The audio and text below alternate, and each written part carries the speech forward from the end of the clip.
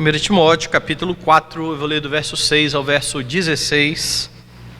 O texto bíblico diz assim: Expondo estas coisas aos irmãos, serás bom ministro de Cristo Jesus, alimentado com as palavras da fé e da boa doutrina que tens seguido. Mas rejeita as fábulas profanas e de velhas caducas, exercita-te pessoalmente na piedade. Pois o exercício físico para pouco é proveitoso, mas a piedade para tudo é proveitosa, porque tem a promessa da vida que agora é e da que há de ser. Fiel é esta palavra e digna de inteira aceitação. Ora, é para esse fim que labutamos e nos esforçamos sobremodo, porquanto temos posto a nossa esperança no Deus vivo, Salvador de todos os homens, especialmente dos fiéis.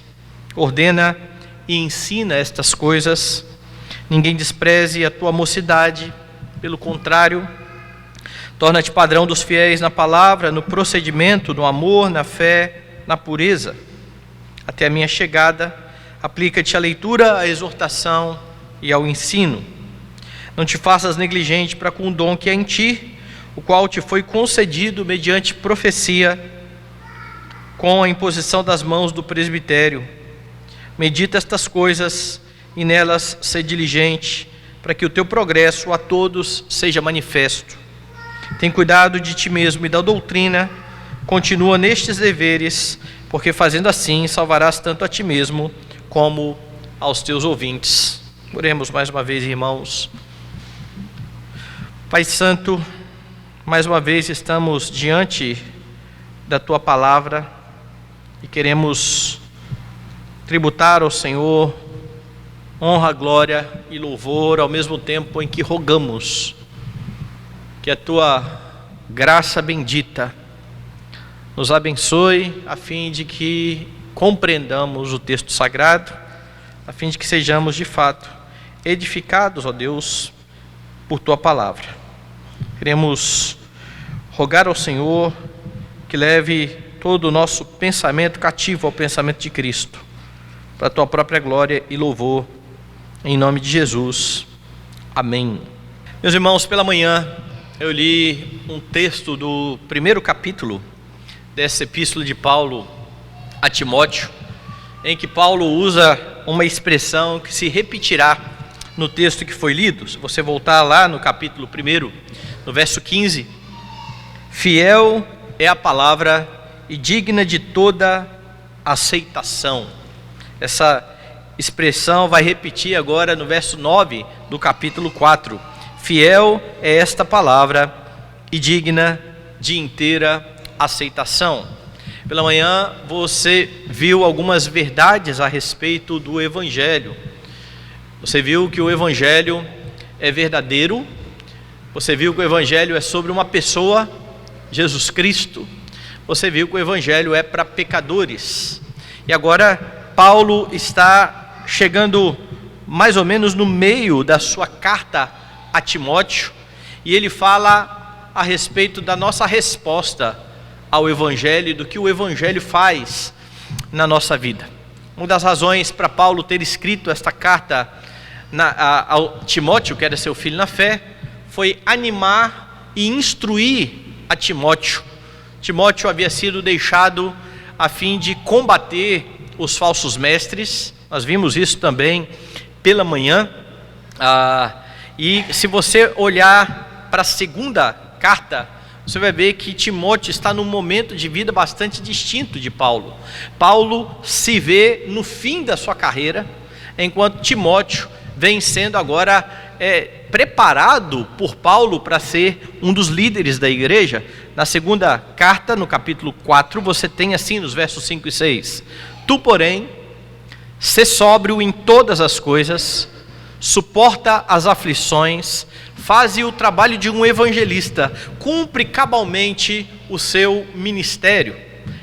Então é isso que Paulo espera de Timóteo. Mas você tem o outro lado. Quanto a mim, quanto à vida de Paulo, estou sendo oferecido por libação, e o tempo da minha partida é chegado. Paulo vê o tempo da sua partida, da sua ida a encontrar-se com o Senhor, se aproximar cada vez mais, e ele então trata de instruir a Timóteo, este líder que ele coloca na igreja. Timóteo tem algumas peculiaridades. Timóteo é um rapaz que cresceu na fé. Paulo faz menção nas suas cartas a respeito disso, a mesma fé que habitou na sua avó e na sua mãe. Timóteo era um rapaz que lutava com enfermidades. Paulo vai instruí-lo a respeito disso, dizendo para ele misturar um pouco de vinho com a água por conta destas constantes enfermidades. E parece que ele também sofria bastante com a questão da timidez diante daqueles a quem ele tinha que ministrar. Razão de Paulo ter que dizer na segunda epístola, abra lá no capítulo 1, o seguinte, ele vai lembrar a Timóteo o seguinte, verso 6, capítulo 1, verso 6: por esta razão, pois, te admoesto que reavives o dom que há em ti, pela imposição das minhas mãos, porque Deus não nos tem dado espírito de covardia, mas de poder, de amor, de moderação. Junte isso com aquilo que Paulo está falando no texto que nós lemos, quando ele diz a Timóteo: ninguém despreze a sua mocidade. E você vai perceber que Timóteo, de fato, era um jovem líder, e talvez pudesse sofrer com esta pressão das pessoas que estavam olhando para este líder, para este evangelista. Nessa primeira epístola, Paulo, no capítulo 1, falou do motivo de ter deixado Timóteo na cidade de Éfeso, que foi admoestar os insubmissos. No capítulo 2, ele fala a respeito da prática de oração e menciona como deveria ser o culto público. No capítulo 3, ele trata de instruir Timóteo e a igreja de Éfeso sobre como deveriam ser os líderes, porque fazia parte do trabalho de Timóteo também instituir líderes dentro da igreja, presbíteros e diáconos. No capítulo 4, o texto que nós lemos, Paulo fala especificamente do ministério de Timóteo e como ele deveria então se portar entre aqueles irmãos. No verso 6, se você olhar aí para a sua Bíblia, Paulo diz: expondo estas coisas aos irmãos. Que coisas? Tudo aquilo que Paulo vem falando até agora, tudo aquilo que Paulo vinha explicando na sua carta, era para que Timóteo também pregasse à igreja. Então ele diz: expondo estas coisas aos irmãos, serás bom ministro de Cristo Jesus, alimentado com as palavras da fé e da boa doutrina que tem seguido. A questão aqui então é que Paulo está animando a Timóteo a permanecer firmado na sã doutrina, na fé que ele abraçou ainda criança, na fé que ele vem seguindo desde sempre. E então agora, como um evangelista da igreja, Paulo diz: você, permanecendo na sã doutrina, será um bom ministro de Cristo Jesus. A palavra bom que aparece aqui quer dizer aquele que faz as coisas com maestria, aquele que é excelente. Veja que a excelência do ministério de Timóteo tinha a ver e estava intimamente ligado com a sua firmeza doutrinária. Como ministro, ele deveria instruir as pessoas, e Paulo vai dizer neste texto que nós lemos nessa noite, que ele deveria ser um exemplo, um padrão para os fiéis. Era assim que Timóteo deveria ser visto pela igreja. Então tudo aquilo que Paulo está falando aqui em relação a Timóteo, é claro, menos as questões que são específicas do ministério de Timóteo à frente da igreja, mas todas as outras qualificações, todos os outros conselhos que Paulo está dando para Timóteo, devem ser aplicados também a todos os crentes, já que Timóteo, ao viver dessa forma, seria o padrão para aqueles que estavam dentro da igreja e que estavam debaixo do seu pastoreio. Hoje nós receberemos membros da nossa igreja, membros que irão diante da igreja prometer ser fiéis aos ensinamentos da igreja, ser fiéis aos presbíteros, ou ser obedientes aos presbíteros, às autoridades da igreja, enquanto os presbíteros se mantêm fiéis à Escritura. E o que você tem neste texto que foi lido nessa noite, nos mostra algumas características que devem ser encontradas em um crente fiel. Quais são elas? No verso 7, você vai perceber que o crente fiel é aquele que não perde tempo com inutilidades ou com futilidades. Veja o que Paulo vai dizer no verso 7. Mas rejeita as fábulas profanas e de velhas caducas. Rejeita. A palavra dele aqui é bastante forte. Se você voltar lá no capítulo 1, você vai entender o que Paulo está colocando aqui para Timóteo. Volte lá, capítulo 1, verso 3. Quando eu estava de viagem rumo da Macedônia, te roguei permanecesses ainda em Éfeso, para admoestares a certas pessoas, a fim de que não ensinem outra doutrina, nem se ocupem com fábulas e genealogias sem fim, que antes promovem discussões do que o serviço de Deus na fé. O que estava acontecendo aqui?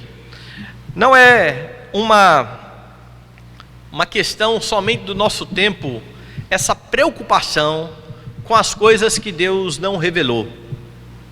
Você já viu que há muitas pessoas que estão o tempo todo curiosas em saber aquilo que o Senhor não revelou na Escritura, e discutem por isso, e perdem bastante tempo com questões que, se observássemos simplesmente o texto bíblico, as coisas reveladas pertencem a nós e aos nossos filhos, as coisas ocultas pertencem a Deus, nós pararíamos com as discussões. Nós seguiríamos o princípio de Calvino: quando a Escritura para e se cala, nós nos calamos, nós cerramos os nossos lábios. Mas, como eu disse, não é algo somente dos nossos tempos. Naquele tempo, Paulo está mencionando aqui falsos mestres que se ocupavam com fábulas e genealogias sem fim. As fábulas judaicas a que ele se refere aqui eram algumas lendas sobre personagens do Antigo Testamento, não que eram reveladas na Escritura, mas que as pessoas comentavam e falavam a respeito delas. E muitas vezes gastavam muito tempo ensinando essas coisas. Paulo está dizendo aqui a Timóteo: olha, você admoeste essas pessoas para que eles não ensinem outra doutrina e não fiquem se ocupando destas coisas. Então veja lá no capítulo 4, verso 7, ele está dizendo a Timóteo: rejeita as fábulas profanas e de velhas caducas.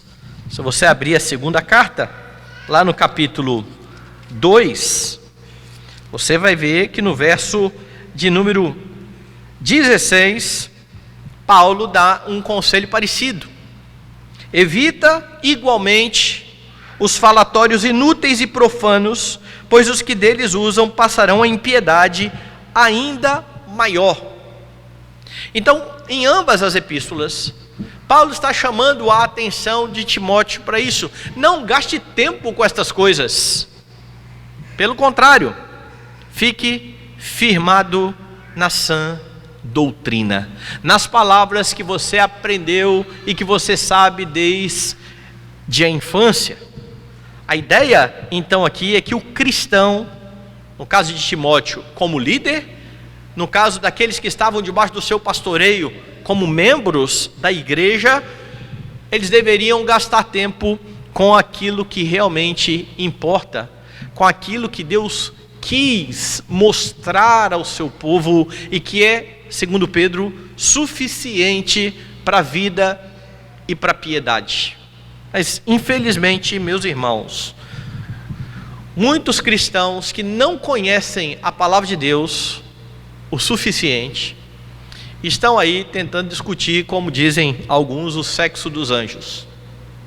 Se você pedir para falar a respeito de assuntos simples, doutrinários, de manhã eu mencionei a questão da doutrina de Jesus Cristo. Quem é Jesus Cristo? O Deus homem, aquele que é profeta, sacerdote e rei, aquele que vem sendo anunciado no Antigo Testamento. As pessoas não vão saber muito a respeito disso. A razão de ser da igreja, a importância de estar conectado ao corpo de Cristo e de usar os dons que o Senhor tem dado a fim de edificação mútua. Essas coisas parecem que não chamam muita atenção de muitas pessoas dentro da igreja. Eles querem assuntos mais polêmicos e assuntos que nós não temos muita coisa nas Escrituras. E então, abrem-se debates, abrem-se discussões, e as pessoas até sabem bastante a respeito desses assuntos, porque pesquisam em muitas fontes, mas isso não tem transformado as suas vidas à semelhança do padrão de Cristo Jesus. E essas coisas não têm nem o poder de fazer isso, porque a santificação se dá pela aplicação da palavra de Deus no coração do crente. É por isso que crentes fiéis ao Senhor não devem gastar tempo com aquilo que a Escritura não se ocupou, e ficar discutindo e gastando noites pesquisando e debatendo sobre aquilo que Deus não quis que soubéssemos. Crentes fiéis são chamados a não perder tempo com estas coisas. O nosso chamado é urgente para uma vida de santidade. E essa é a segunda característica, então, de um crente fiel, ao mesmo tempo em que ele deixa de lado as futilidades, ele procura viver de forma piedosa. Veja aí no versículo 7, a segunda parte. Na primeira parte ele diz: rejeita as fábulas profanas e de velhas caducas. Mas não é simplesmente parar de discutir essas coisas. Tá bom, nunca mais eu perco tempo discutindo essas coisas. Tá. Isso é o que você não deve fazer mesmo. Mas você deve fazer alguma coisa. Você deve estar ativo, fazendo alguma coisa. E Paulo diz aí: exercita-te pessoalmente na piedade, pois o exercício físico para pouco é proveitoso, mas a piedade para tudo é proveitosa, porque tem a promessa da vida que agora é e da que há de ser. Procurar viver piedosamente, em outras palavras, é procurar ser santo. A palavra piedoso vem da palavra pio, que é santo. Eu costumo dizer que piedade é uma palavra muito particular dos reformados. Os reformados se apropriaram de tal forma, principalmente os puritanos, desta expressão piedade, que muitos crentes no meio do evangelicalismo não conseguem compreender. Eles falam em santificação, falam em santidade, mas quando você fala em piedade, alguns ficam meio perdidos, porque confundem a piedade, que é o chamado à santificação, com ter dó, ter pena de alguém. Você tem piedade. Não é esse o sentido. E por não saber o sentido lá primário da palavra, muitos ficam perdidos. Já teve alguém que me perguntou assim: vocês falam tanto em piedade, o que é piedade? O que é isso? E é interessante, porque na Bíblia nós usamos palavras que são derivadas aí. Nós falamos no ímpio, certo? O ímpio é aquele que não é santo. Nós falamos naquele que pratica impiedades. Mas por vezes, quando se fala em piedade, as pessoas não sabem muito sobre esse assunto. Piedade é viver em santidade. E esse é o chamado, essa é a ordenança que você tem aqui. E a palavra que Paulo usa é bastante importante. Ele diz: exercita-te na piedade. O que nos mostra que a piedade não é natural. A piedade é algo que precisa ser diariamente buscada, perseguida. E é interessante porque ele vai fazer aqui um contraste com o exercício físico, no versículo que é o versículo principal do preguiçoso, que quando não quer fazer exercício apela para isso aqui. O exercício físico para pouco é proveitoso, certo? Paulo que está dizendo. Veja a comparação de Paulo, olha que interessante. No exercício físico, você também sabe que não é natural. O seu corpo precisa se acostumar. Quando você se matricula, por exemplo, numa academia, os primeiros dias são terríveis. Você chegou lá, a pessoa que estava te instruindo colocou um pouquinho de nada de peso, você ficou rindo daquilo. Você falou, mas é pouco peso. E fez lá o seu exercício e saiu achando que você já estava bam. E quando você foi tomar banho à noite ou no outro dia de manhã e foi passar o shampoo, você viu um peso no braço. Você, mas por que está tão pesado assim? Porque você não está acostumado. E mesmo aqueles que estão acostumados, que todo dia estão fazendo exercício, que tiram aí um período de férias e que tiram férias também do exercício, a volta é terrível. Veja aí o pessoal aí do nosso futebol aí, uma tragédia, todo mundo se machucando e sozinho. Falei que a bênção do nosso futebol é que todo mundo que se machuca é sozinho, e mostra que o pessoal é crente mesmo, ninguém está machucando ninguém. E por que acontece isso? É um monte de gente que está um tempão sem fazer esporte e que decide jogar a Copa do Mundo lá e vai se machucar. Alguém que vai correr, por exemplo, corridas de longa distância, ele não faz isso da noite para o dia. É um costume, é algo que precisa ser praticado, não é de um dia para o outro. Também a santidade, a piedade, não é de uma hora para outra. É claro que na conversão, pelo poder do Espírito Santo, Deus já nos livra de muitas coisas. E muitos crescem bem rapidamente em santidade e deixam práticas erradas bem rápido. Outros levam um tempo um pouco maior. O problema é aqueles que não estão caminhando. O problema é o crente que entra ano e sai ano e você não vê crescimento em santidade. São as mesmas práticas, são os mesmos pecados, são os mesmos dilemas, são as mesmas dúvidas. Quando você tem isso ano após ano, é porque não está havendo uma busca no crescimento em piedade, em santidade diante do Senhor. Mas o crente fiel é chamado exatamente para isso, para se exercitar na piedade. E o contraste de Paulo é para mostrar que o exercício físico, ele é importante, mas ele diz respeito ao aqui e agora. A piedade não. A piedade, ela é proveitosa, diz Paulo, para tudo, porque tem a promessa da vida que agora é e da que há de ser. A santidade é para a vida inteira. Paulo não está deixando de lado o exercício físico e o seu cuidado pessoal, mas ele está enfatizando aqui a prioridade, a vida de piedade diante do Senhor. Paulo usa essa mesma figura do atleta quando ele escreve aos Coríntios. Quer ver? Abra aí a sua Bíblia, na primeira carta de Paulo aos Coríntios, lá no capítulo de número 9,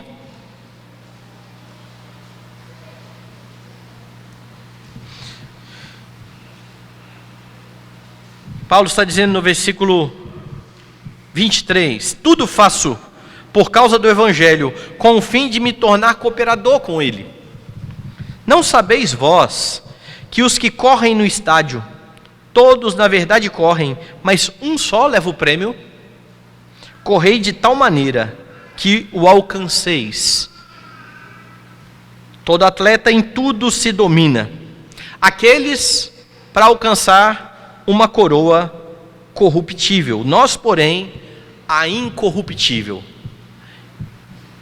Por que Paulo está falando da coroa aqui? Hoje em dia, o pessoal não recebe muita coroa, né? Hoje é medalha. Mas mesmo as medalhas, alguém vai dizer, não, essa medalha, ela é corruptível. Com o tempo ela pode se acabar. Mas Paulo não está pensando nesse tipo de material que nós temos, e nem numa coroa de aço. Paulo está pensando naquele que é o símbolo até hoje dos Jogos Olímpicos, que é a coroa de louros, que era colocada aqui atrás do vencedor. Pronto, está ali o vencedor. Passou um pouquinho, murchou.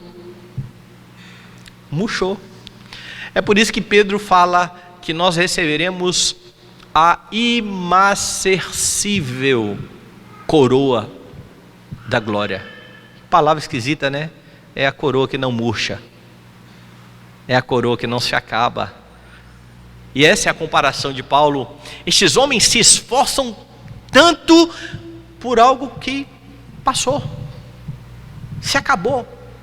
Veio a glória de ser o primeiro colocado, recebeu-se o prêmio e já se foi.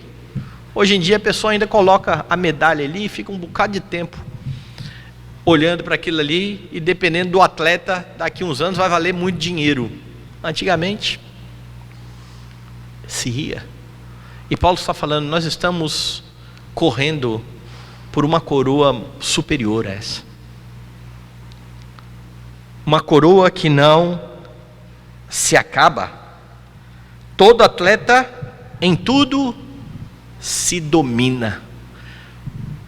Do mesmo jeito que o atleta, ele tem uma dinâmica, ele tem disciplina para conquistar esse prêmio, os crentes, para viver de forma piedosa, precisam ter disciplina.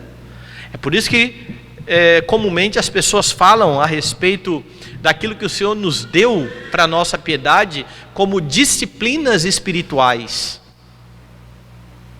Oração, leitura bíblica, as nossas devocionais, o nosso culto doméstico, disciplinas espirituais que fazem bem à alma do crente.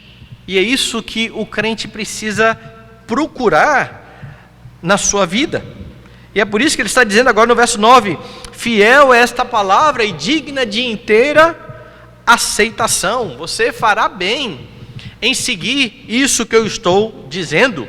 É o que Paulo está colocando. E ele diz, ora, é para esse fim que labutamos e nos esforçamos sobremodo, porquanto temos posto a nossa esperança no Deus vivo, Salvador de todos os homens, especialmente dos fiéis. E aqui há alguma questão interessante.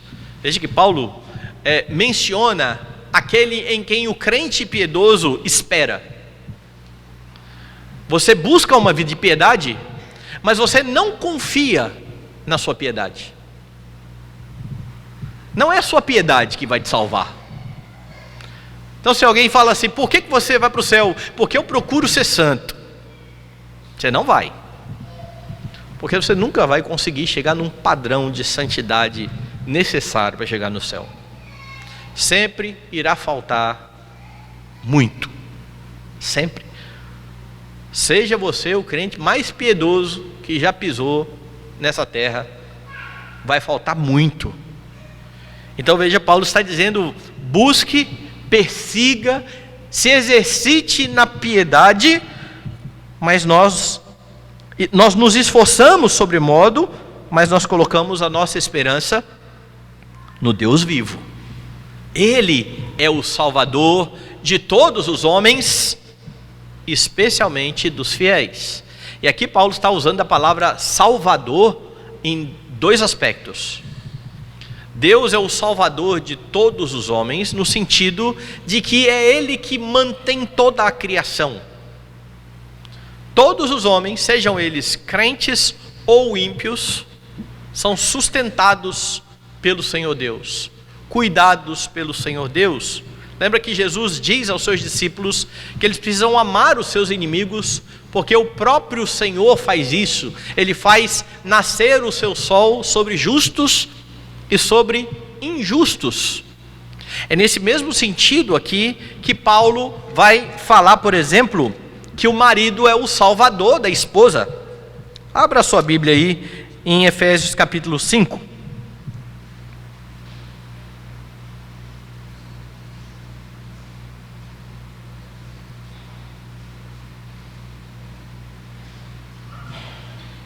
Paulo vai falar algo interessante aqui, olha, a partir do versículo 22, instruções para marido e mulher. As mulheres sejam submissas ao seu próprio marido como ao Senhor. O marido é o cabeça da mulher, Cristo é o cabeça da igreja, sendo este mesmo o salvador do corpo. Veja a comparação. Cristo é o salvador do corpo, a igreja. O marido é o salvador do corpo, a mulher. Como é que você chega nessa conclusão? Veja lá. Como, porém, a igreja está sujeita a Cristo, assim também as mulheres sejam em tudo submissas ao seu marido. Maridos, amai vossa mulher como também Cristo amou a igreja e a si mesmo se entregou por ela para que a santificasse, tendo-a purificado por meio da lavagem de água pela palavra, para apresentar a si mesmo igreja gloriosa, sem mácula, nem ruga, nem coisa semelhante, porém santa e sem defeito. É isso que Cristo faz pelo seu corpo. Assim também os maridos devem amar a sua mulher como ao próprio corpo. Quem ama a esposa, a si mesmo se ama, porque ninguém jamais odiou a própria carne, antes a alimenta e dela cuida. A ideia de o marido, nesse caso aqui, ser o salvador da esposa, como Deus é o salvador da sua igreja, é no sentido de manutenção. É ele o responsável por prover para a sua esposa, porque o salvador da esposa no sentido espiritual é o mesmo Cristo que salvou o marido. O marido não salva a sua esposa do inferno, ele precisa santificar a sua esposa. Mas nesse sentido, a própria esposa crente santifica o marido incrédulo no convívio. Mas ela não salva o marido incrédulo. E o marido crente não salva a sua esposa. Ele não salva os seus filhos, apesar de ele ter que santificar os seus filhos. Mas aqui, ele está falando nesse sentido de cuidado. Pois quando Paulo usa a expressão lá a Timóteo, Deus é o salvador de todos os homens, ele está falando nesse sentido mais amplo. Deus cuida de todos eles.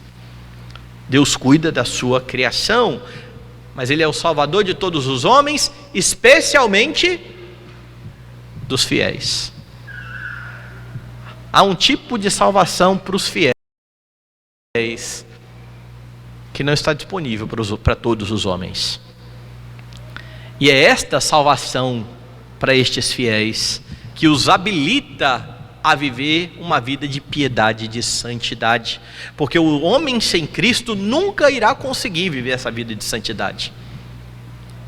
Se você está em Cristo, se você tem um novo coração dado pelo Senhor, você tem condições então de se esforçar, de se exercitar, colocando a sua esperança no Deus que salvou a sua vida. E Timóteo deveria, no verso 11, ordenar e ensinar estas coisas. Veja então que o chamado à santidade não é para o líder da igreja, o chamado à santidade é para o corpo de Cristo. O líder é um padrão no sentido de que ele é um modelo, mas a igreja é chamada para essa vida de santidade. Como é que tem sido a sua busca pela santidade? Você tem se ocupado com isso? Você tem buscado se empenhar em conhecer aquilo que Deus revelou e aplicar em sua vida no poder do Espírito Santo? E eu não estou falando somente do conhecimento intelectual, porque eu creio, eu penso mesmo isso. A fé reformada, para mim, fez muito sentido, porque eu gosto de compreender as coisas. E a fé reformada, ela explica as coisas. Eu me lembro de uma das nossas classes de catecúmenos, nunca esqueci essa história. Um irmão nosso, aqui da igreja que estava na classe de catecúmenos falou assim: pastor, depois que eu vim para cá, para a igreja, eu estou usando bem pouco a minha fé. E eu fiquei assustado com essa afirmação. Falei: que negócio é esse? Eu falei: rapaz, me explica esse negócio aí. Aí ele falou assim: não, porque na igreja que eu venho, a gente perguntava as coisas e a resposta era: é pela fé. Isso aqui é pela fé. Isso aqui, isso é pela fé. Aqui a gente vai estudar para querer entender o negócio. Eu falei: fiquei aliviado agora. Nesse sentido, tá bom. Então, a fé reformada, ela é muito boa para as pessoas que gostam de ficar pensando e entendendo, resolvendo. Só que tem gente que só fica aqui nesse nível, que é importante, porque a fé cristã não é irracional. A fé cristã é racional. O culto prestado pelo crente é um culto racional. Aquela história que o pessoal fala que fé é um salto no escuro, esqueça. A fé é racional, mas não é racionalista. Ela precisa ser aplicada na vida, e é aquilo que é entendido, aplicado na vida do crente, que levará esse crente a uma vida de santidade diante do Senhor. Eu guardo no coração a palavra. Qual é o propósito? Não pecar contra ti. De modo que aqueles que vivem acumulando conhecimento, mas não estão crescendo em santidade, estão acumulando condenação sobre si.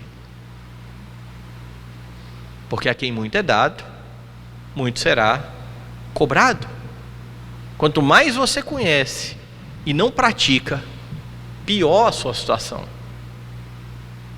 Como é que tem sido a sua busca por uma vida de piedade? Deus já te deu tudo o que é necessário para a vida e para a piedade. Você precisa se exercitar, você precisa buscar, a fim de ser padrão para os fiéis. A ideia aqui é de dar bom testemunho. Veja o verso 12: ninguém despreze a tua mocidade, pelo contrário, torna-te padrão dos fiéis na palavra, no procedimento, no amor, na fé, na pureza. Agora então Paulo está falando diretamente ao evangelista que ele deixou na igreja. Ele já falou: olha, se você se dedicar a expor toda essa doutrina, você mesmo será alimentado com as palavras da fé e da boa doutrina, e você será um bom ministro de Cristo Jesus. E vivendo desta forma, se exercitando para ser piedoso, você será um padrão para os fiéis. Você dará bom testemunho para os fiéis. E aqui Timóteo seria padrão a despeito da sua pouca idade. E é por isso que ele está dizendo: ninguém despreze a sua mocidade. Porque pode ser que alguns olhassem para Timóteo e dizer: mas é muito novo. Como é que nós vamos seguir um líder tão novo assim? Como é que nós vamos ficar dando ouvidos a alguém que não tem experiência? Não, ninguém despreze a tua mocidade. Mas para que isso acontecesse, as pessoas precisavam ver em Timóteo o exemplo de piedade. É por meio daquilo que a igreja visse em Timóteo que ia deixar de desprezá-lo. Timóteo então é chamado para viver de forma piedosa, porque aquilo que você faz ecoa, grita acerca daquilo que você crê. E por que ele poderia ser assim? Porque ele segue a boa doutrina. Não há padrão, não há testemunho sem boa doutrina. Sabe por que nós vivemos um tempo em que você olha para o evangelicalismo de forma geral e vê tanta loucura? Porque o nome é esse: maluquice. Falta de doutrina. Falta de doutrina. Porque as pessoas não aprendem uma teologia sadia, porque elas não aprendem corretamente, elas fazem qualquer coisa que elas são estimuladas a fazer em nome da fé. Muitas dessas coisas até proibidas pela Escritura, condenadas pela Escritura, mas feitas em nome de uma pretensa piedade. E essa loucura existe porque não há boa doutrina. Nós precisamos nos firmar na boa doutrina, e isso levará a um bom testemunho diante das pessoas. E é interessante porque o padrão que Timóteo é chamado para ser aqui não é seja padrão para os não crentes. Porque convenhamos, é fácil ser padrão para o não crente, não é? O não crente está entregue ao pecado. Eu sei que muitos são honestos, são trabalhadores, mas eles não têm motivações corretas. Por isso, mesmo quando eles acertam externamente, é pecado. É ser padrão para quem já é santo, para quem já está caminhando com você, para quem está ao seu lado dominicalmente na adoração, para quem convive. É assim que nós precisamos ser vistos pelos nossos irmãos, mas para isso a boa doutrina precisa estar no coração. Daí então você continuar o texto e perceber um pouco mais. No verso 13, Paulo vai dizer: até a minha chegada, aplica-te à leitura, à exortação, ao ensino. Como é que Timóteo conseguiria ser padrão sem essa dedicação? Impossível. O crente fiel se esmera em estudar a Escritura. Ele ama a palavra de Deus. Como um crente fiel, você necessita conhecer a Escritura. Você é chamado a ser excelente. E infelizmente muitos crentes que são muito dedicados no seu trabalho, se você perguntar alguma coisa das suas áreas de atuação, sem estudar de antemão, eles vão dar um show na resposta. Cutuca lá, você vai ver que vai sair muita coisa, porque essa pessoa dia e noite se prepara para isso. Ela lê, ela vai atrás dos artigos científicos, das novidades, ela quer saber o que está acontecendo na sua área, o que tem de mais novo, está atualizado. Quando você fala sobre fé, sobre vida e piedade, você pode espremer alguns assim, não sai nada. Muitos que não sabem manusear a Escritura. Os textos mais conhecidos, né? Mateus, Marcos, Lucas, João, está de bom tamanho, aí está tranquilo. Mas peça para abrir aí em Amós, Obadias, Sofonias. Eu já estive em uma igreja e eu fui pregar em Filemon. Foi uma agonia, porque você só ouve assim, ó. E vai, quando você olha, alguns estão lá no Antigo Testamento, procurando Filemon. Isso quer dizer que o crente não tem contato com a sua Bíblia. Ele não tem intimidade com a Escritura. Ele ainda precisa do índice. Vamos lá. Se não esse que tem aqui, aquele lá do final. Você não, para todo mundo que usa o índice. Não é isso que eu estou falando, não. Eu sei que tem gente que está crescendo na fé. Ele vai aprender. Eu estou falando de pessoas que já estão há anos na fé. Como um filho de presbítero, que eu perguntei a ele: você conhece a história de José? E geralmente quando nós fazemos essa pergunta, nós não estamos nos referindo ao José do Novo Testamento. Ele falou assim: o marido de Maria?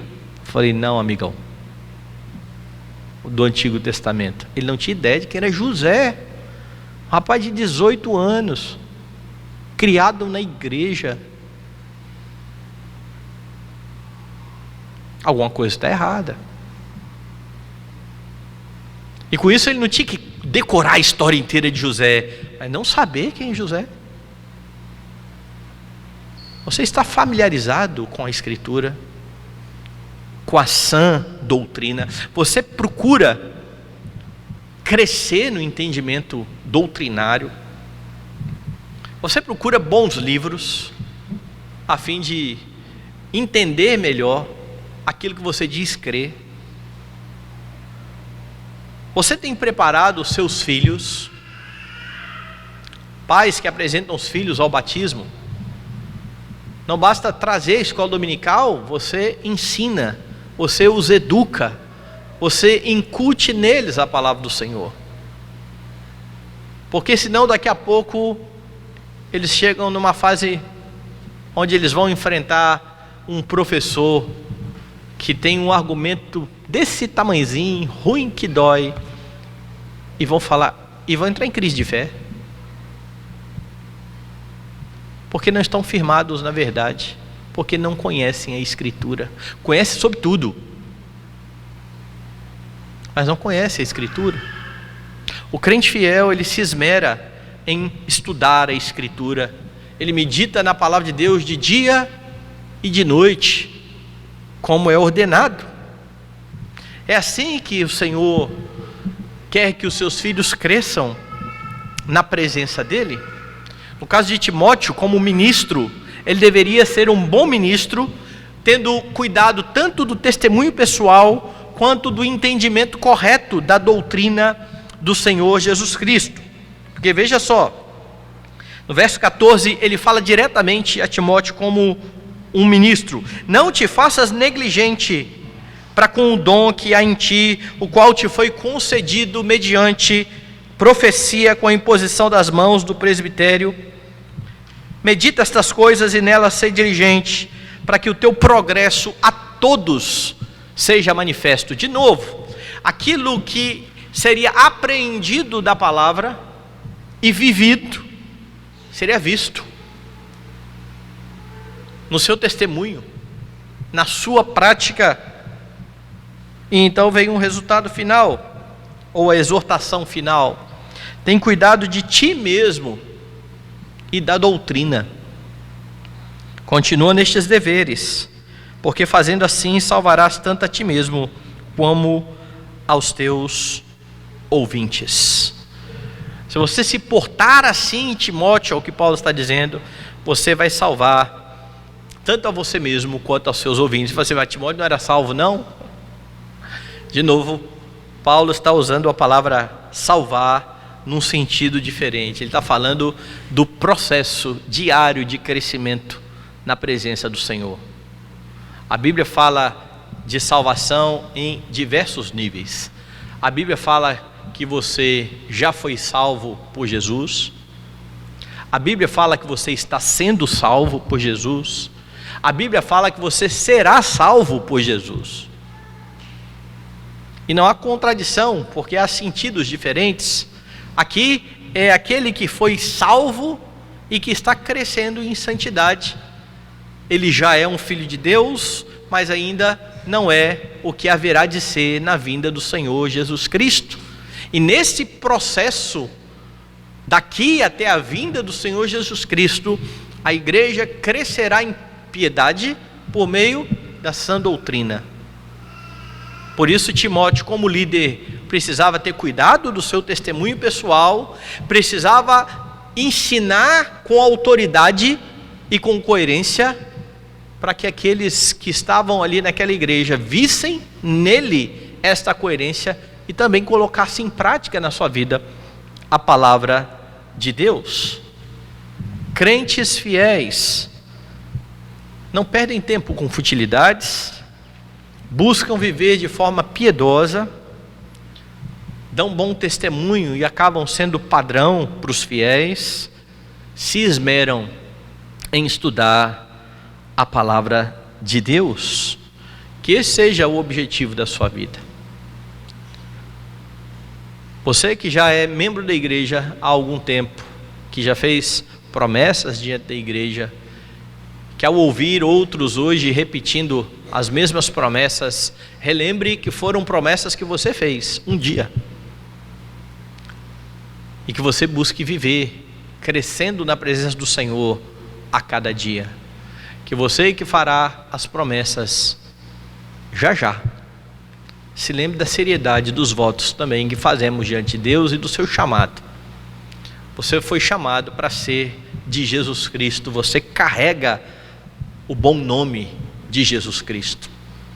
Nós somos chamados cristãos, e quando cristãos não dão bom testemunho, não são crentes fiéis, eles pecam por tomar o nome do Senhor em vão. Eles envergonham o evangelho bendito do seu Salvador. Que o Senhor nos ajude a viver então em santidade para a glória dele.